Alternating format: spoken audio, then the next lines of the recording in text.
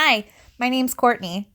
At the beginning of 2018, I was named the team leader for the front desk and marketing team of our practice. I was honored to be chosen, but what did I know about being a leader? My inner fact finder is about to show. Here's what I got when I searched for the definition of a leader. Leader, the person who leads or commands a group, organization, or country. Did you hear that? Commands is in the official definition of a leader. I never considered myself a commanding person, and I've always been the type who gets anxiety from authority figures. How am I supposed to do this? Slowly through the year, I made some small efforts to be a leader. I came up with a great study guide for the front desk team to work off of to study for their calls. I made them little dry erase cheat sheets for them to use during their calls, and I worked with Dr. Gabeline to come up with an action plan for what happens when we don't get 5 stars. Things that we needed in place. It was a start. My mind was always going in a bunch of different directions. Being a leader was still new to me and a bit foggy. Did I really know what I was doing? Or was I just making it up as I went? Fake it till you make it, right? It wasn't until I attended the executive leadership training at the U that things finally started to click. My goal for those 2 days was pretty clear: to gain confidence in myself, my ideas, and my abilities.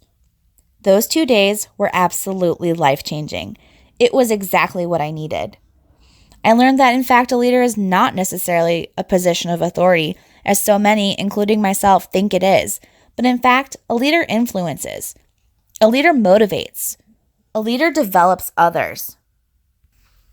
I learned that if something needs changed or fixed within a team, it starts with the leaders. So it starts with me.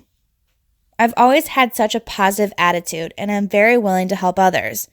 To start being a better leader, I thought I just have to be my positive self and then encourage others to do the same.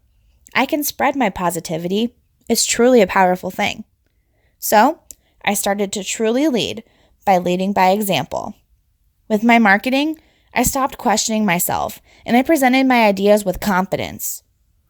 I took charge of mastering the 5-star call system.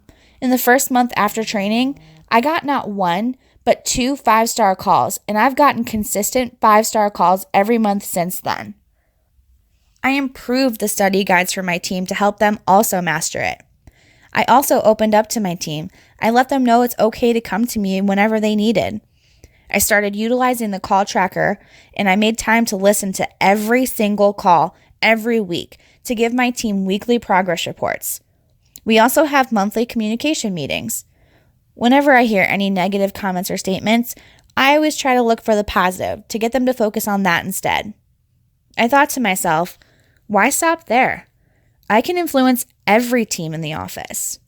Like I said, I've always been very willing to help others in every aspect of the office. So I made sure to constantly remind everyone of this, and I even just stepped in to help before I was even asked.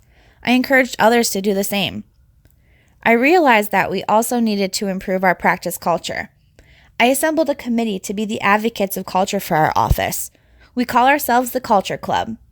At our first meeting, we came up with some great ideas to improve the culture in our office, and we made a promise to make sure we keep it going every single day.